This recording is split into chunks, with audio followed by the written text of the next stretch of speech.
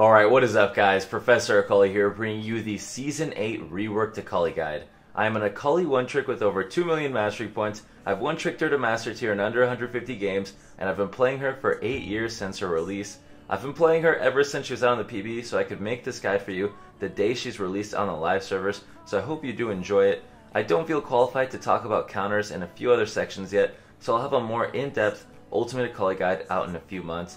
Anyways, without further ado, let's get right into the guide. I'll leave timestamps to each individual section, and a few big announcements will be at the end of the video in case you didn't already see it. Starting off with our spells, I'm going to play a video from the official reveal that ended up getting leaked, so roll the footage. Alright guys, firstly we have Akali's new passive, Assassin's Mark.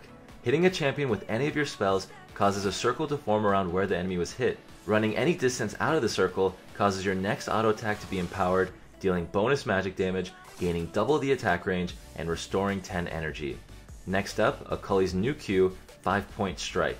Akali's new Q does magic damage in an AoE cone, slowing enemies at the tip of her Q, as you can see in her spell's range indicator. If her Q is cast at full energy, she gets a very useful heal. The slow in Akali's Q can also be very useful towards activating her passive. And now, onto Akali's new Shroud. Akali's Shroud has received significant changes in comparison to the previous iteration, in some ways for the better, in some ways for the worse. Akali's new Shroud drops a spreading cover of smoke that expands throughout its time being active and can now morph and mix into whatever terrain it's near as it expands around it. It now also restores energy instead of costing energy.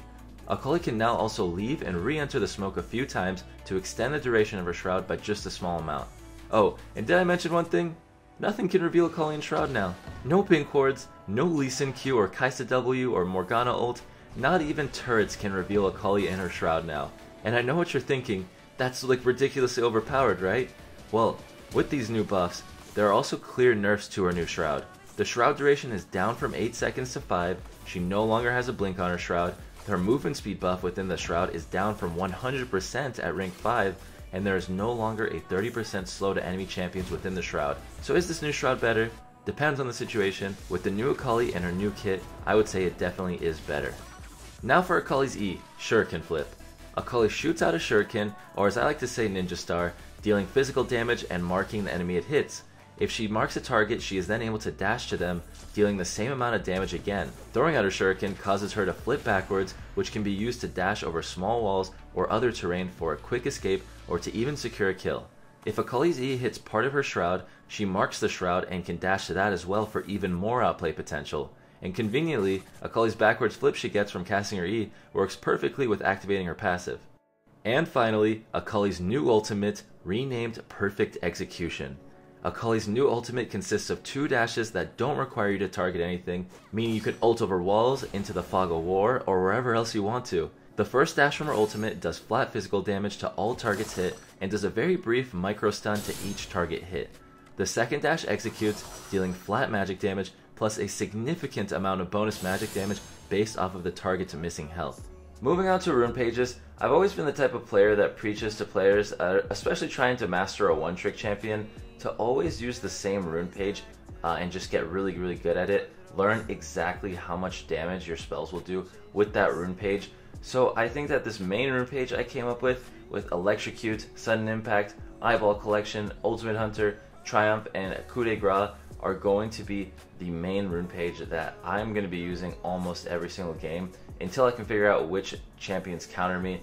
Maybe champions like Pantheon or Garen, I'll go for the secondary page, which is going to be the same exact thing, but instead of Triumph and Coup de Grace, I'm going to be running Bone Plating and Chrysalis.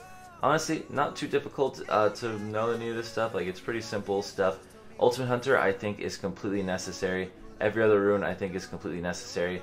There is a Fleet Footwork build that I've been working on, and that might end up being the best in the future, but I don't think so.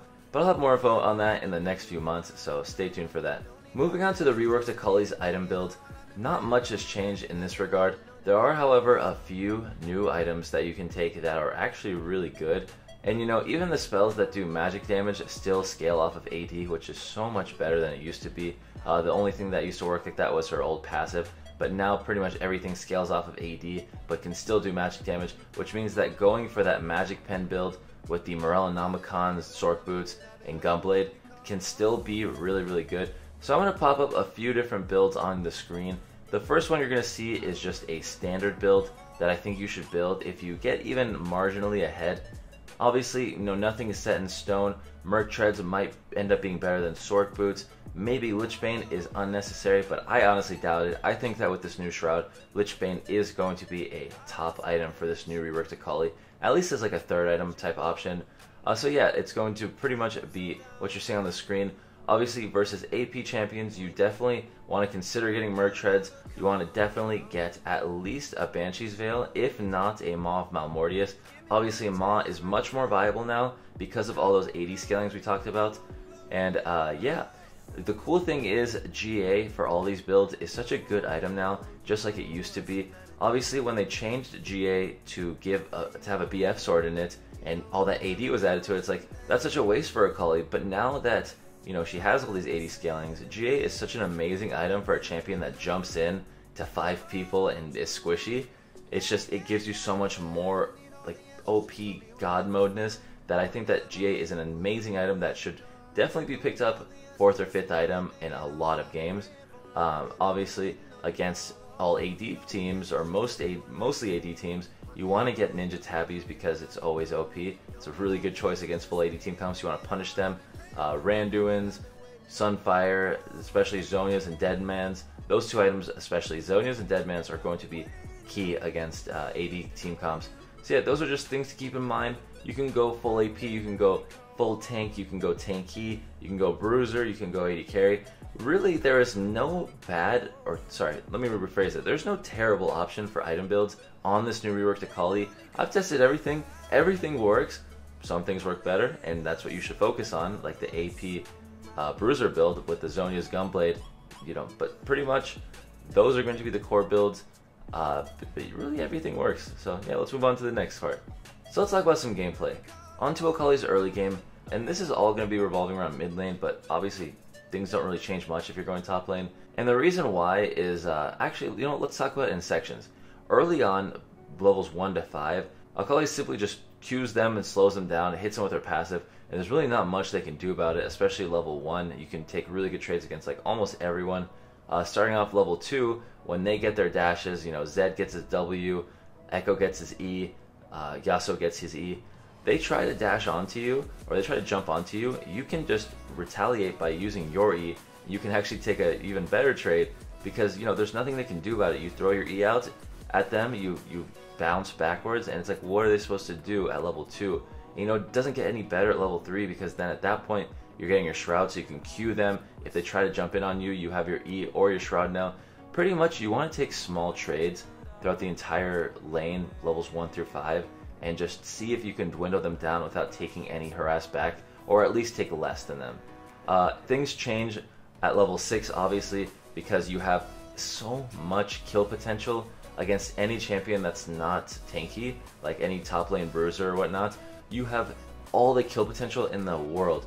You can engage onto them level 6 by ulting onto them, give them a micro stun with your ult, and then guarantee that you hit your E. And then that starts the cooldown for the second part of your ult, which is such an insanely OP executioner. It does way too much damage. I honestly think it should be nerfed, but that's besides the point. You start getting the second part of your ult ready to come back up, and in that time, while you're waiting, you can, use Qs, weave out to proc your passive, do all these things, get them to like 25-30% health, ignite them, and hit them with the second part of your ult, and they're gonna go down at level 6, trust me guys, especially if you have a revolver. And actually, this is one thing to mention, definitely try to recall once you get 1,050 gold to get that revolver power spike. Nothing has changed from the old version of Akali. You definitely want to get level 6, get your revolver, that's your first core item, and then from that point on, you want to go back into mid lane and destroy whoever you're going against. And yeah, that is going to do the first power spike. That's the first time you should be expecting to pick up a kill. And yeah, obviously with the fact that Akali's new Shroud makes it so you don't take tower damage, towers aren't going to stop you, so the only thing that's going to be stopping you is yourself. Anyways, moving on to mid game. At this point, there's a few different options. What I like to do usually is I like to just go ahead and dive bot lane over and over again, especially once I get my Gunblade. Camping mid can be fun too, but generally once you're destroying the mid laner, you've gotten a few kills, the jungler starts to camp you, in most situations. You know, if he's not, then go for it. Just keep pushing down mid lane. But I think around gold, platinum, it's just not viable. It's not a viable method. They'll just be camping you nonstop. So at that point, you know, work with your team to usually dive bot lane, because especially if you set up your jungler to help you dive 4v2, Akali can seriously do some crazy damage tower diving in the tower diving bot lane 2v3 or 2v4, because she can do all this damage. She has all this mobility. She can set up anything she wants, and then she just gets away with it by pressing W and shrouding away. It's actually not fair, and you will, with practice playing aggressively, you guys will all, watching this guide, get really good at it, especially if you wait for the Ultimate Akali guide, because that's going to have like probably a 5-10 minute section on just tower diving, which is stupidly OP, but there's going to be something for tower diving at the end of this video. So yeah, you get your Gunblade in the mid game, you just tower dive, you try to take turrets with your team.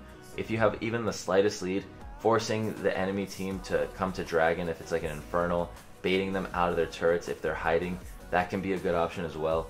Really, there's a bunch of different things you can do. My personal favorite is going to be diving bot lane and then taking objectives like Dragon and Rift Herald. And obviously, you know, past that, throughout the mid and then moving on to the late game, you want to take all the outer turrets, all the inner turrets, all the inhib turrets, and then, you know, standard situations. The only thing different from Akali's late game now compared to what she used to be is that now late game, she should probably be team fighting a lot more. There's really nothing that counters her anymore. You know, the fact that her shroud, nothing reveals it. So that's a pretty OP reason to team fight, in my opinion.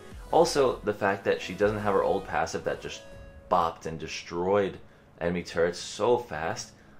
With those things combined, I think she is a much better team fighter now than she is a split pusher. But don't get me wrong, she could still be an amazing split pusher, because part of what makes a split pusher great is not just the fact that they destroy towers fast, but it's the fact that how strong they can tower dive. And Akali can tower dive really well. So if, you know, say late game, they're sending one person bot to defend against you, and it's like a 4v4 over at Baron, well, you destroy them. You dive whoever's going to defend against you, and then you take the inhib, or they have to recall, and then your team takes Baron. No matter what, the TLDR, well, the summary of what I'm trying to say is, you playing Akali, split pushing bot lane and diving the enemy, gives the enemy team nothing but bad options, and your team can capitalize on that. You can win off of that, and that's pretty much how you win most League of Legends games, is situations like that. So let's talk about the tower diving part. And honestly, I've pretty much winged this entire guide, but I'm trying to think how to explain best. How do you tower dive? Let's talk about how you 1v1 tower dive the enemy mid lane, or I guess top lane if you're top lane. So generally what I like to do is, first things first, hit them with an E when there's no minions to block them from getting hit by the E. Once you do that, your passive will be ready, and at that point you want to use your E, like go back into this, dash onto them with your E while they're clearing out your wave and they have no wave left to tank the E for them. You want to go ahead and land on top of them, auto Q, and then immediately W. That means that you proc the first passive because you autoed, and then you Q'd them, and you already have a passive to work towards getting by running out of the circle. And after you auto Q, you immediately shroud, which means that you won't take any tower damage, or you might take one turret shot, not a big deal honestly, but at that point you wait for the smoke to spread a little bit, or you can just run outside of it. You're going to drop aggro if there's minions tanking the turret, and at that point you go ahead and get your passive ready again, you auto them, you Q them again, you break the turret aggro yet again, and then here's where it gets confusing. Sometimes you need to ult because they're full health and you want to dive them anyways. If that's the situation, instead of going for a second auto Q, I would probably just ult and then Q auto. Just ult to get the second part of your ult ready to go within the next few seconds, because that is going to do so much damage. I'm telling you guys, second part of her ult, her R2 is beyond broken. The execution damage is nuts. So it kind of is important to get that ult ready to go, that second part. So, you know, there's definitely multiple options. I can't really tell you guys what to do in every single situation, because it just depends on their health, their cooldowns, their summoner spells, where the jungler is. Sometimes you need to dive them fast, sometimes you have a lot of time to work with. That's pretty much like a basic way of diving them in a 1v1 mid situation. And really, all you guys have to do is practice it. I was able to get the hang of it within 40-50 games of the PBE in the past 2 weeks. So I think that you guys will be able to get it within the same amount of time, honestly. So moving on, I want to talk about combos, but I really don't want to give you guys any crazy combos like canceling your E back flip and just stuff like that. I'm actually going to link a video to some of the more crazy high difficulty mechanics because I made a separate video on that, and I will be making probably another one of those because there's so many different combos you can do. But really, let's just talk about some of the most basic combos because you don't need anything more. Like, you really don't. In lane, against melee champions, generally starting from level 1, you want to hit them with the tip of your Q just to slow them down, back up a little bit, get your passive ready, auto them, and then Q again for electrocute, and just back out off at that point because they're probably not going to let you get any more damage anyways. You know, sometimes they're smart enough to not let you auto them with the passive, but generally, if you can take a good trade, it's going to be something like that. You start off with the tip of your Q into a passive proc, and then, yeah, that's pretty much it. Obviously, level 2 and beyond, you want to hit them with the tip of your Q, hit them with the passive proc, and then if they try to fight you, or even if they don't, you can land an E just to finish it off for good measure, proc your electrocute. And then, you know, maybe you've harassed them so much or they haven't used a potion, you can take that E and just go ahead and kill them, go all in. Just depends on the situation, obviously. But then at, you know, later on, level 3 to 5, when you have all your spells, you hit them with the tip of your Q, you get your passive ready, you go in, and you just keep doing the same combos over and over again. The important thing for doing your combos in lane is making sure you don't take any damage back. If you're level 5 and you hit the enemy with the tip of your Q, your rank 3 Q, and you do 80 damage, but the enemy doesn't hit you back at all because you eat away or you use your shroud before they're able to hurt you, that is a net positive trait of 80 damage in your favor. But if you go in for a Q and then you try to run up to them and auto attack them, and then Syndra hits you with her Q, E, W, and auto, and you take 400 damage, you have taken a seriously terrible trade that you could have avoided by just not being dumb and running up to them. Like, why would you run up to the Syndra in the first place? What are you thinking, dude? No, but seriously though, it's really just like, you have to think about the enemy champion you're laying against. It's really as simple as that, right? You just have to think, what's going to happen when I run up to this champion and try to do this? What's going to happen if I land my E and then I dash onto them when they're under their turret and my shroud's down? You know, it's simple as just thinking about what to do, really. So then, yeah, level 6 and beyond, this is when things get really fun. There's a lot of different ways you can play it. God, I really wish I had all the time in the world for this video to just describe it, but there's a few different things you can do with your ult. The first thing is you can flash right next to them and then use the dash of their ult to hit them, micro stun them, and you'll actually land behind them outside of the passive proc range. You'll get your passive when you finish ulting using the first part of your ult, and at that point you can literally just hit them with the passive proc, hit them with the Q, E, and then, you know, you'll obviously back out again. You can dash to them with the second part of your E, and then you can execute them with your ult. Really, I know that might be hard to understand if nothing's playing on the screen, but there's a few different things you can do. You can use your ult and then extend the range by flashing, kind of like if Vi charges her Q and then as she's dashing with her Q, she flashes at the end to extend the range. Same exact concept. And then, yeah, at that point, you definitely want to use the second part of your ult as an execute. You can do several tricky things, but really, obviously, just depends on the champion. And I will have more combo guides out. I might even make a full video on combos that's not a part of the Ultimate Akali guide just because I feel like I'm ready to do it. But I don't want to extend this guide out too long, guys, because I don't know what I'm talking about for everything. Truthfully, no one does. If someone tries to make a guide and say they know everything about the reworked Akali, it's just simply not true. There's just not enough time, not enough data to collect. So really at that point, guys, there's not much for me to add for this guide. I'll just answer a few common questions. Can Akali jungle? No, not at all. She is dog poop at jungling now. Her base armor is terrible. She has no jungle clear whatsoever. She has terrible jungle sustain. She is meant to lane now. She's meant to mid lane primarily because of one more thing. Her armor is terrible. 80 champions like Yasuo and Zed you can beat. You don't even have to build cloth armor really. You just have to outplay them. You can outplay them with your mobility and dodging Zed's skill shots, for example. But champions like Garen and Renekton, oh, this leads into another thing. If you're wondering what champions counter Akali, champions like Garen and Zed that can just run right through your E dash, like, you know, they're like, screw it, you're trying to slow me, Garen will just press Q and run at you. Screw it, you're trying to run away from Renekton, you're trying to dash away from Renekton, he'll just dash twice and stun you. those champions destroy this new Akali. Against those champions, if you're trying to figure out how to beat them, you definitely need a cloth armor. Maybe even consider going teleport just for more early game survivability, because you might have to recall early and because you're out of potions, and then just teleport back to lane so you don't miss anything. Don't try to win those lanes, guys. It's pretty much impossible until you get a Gunblade. At that point, you have the damage to start out playing them, but it's truthfully impossible. So yeah, the announcements I was referring to at the beginning of the video were a few simple ones. The first one is that I just wanted to thank you guys for 450,000 subscribers by doing another giveaway. Link to that is in the description. You can check that out.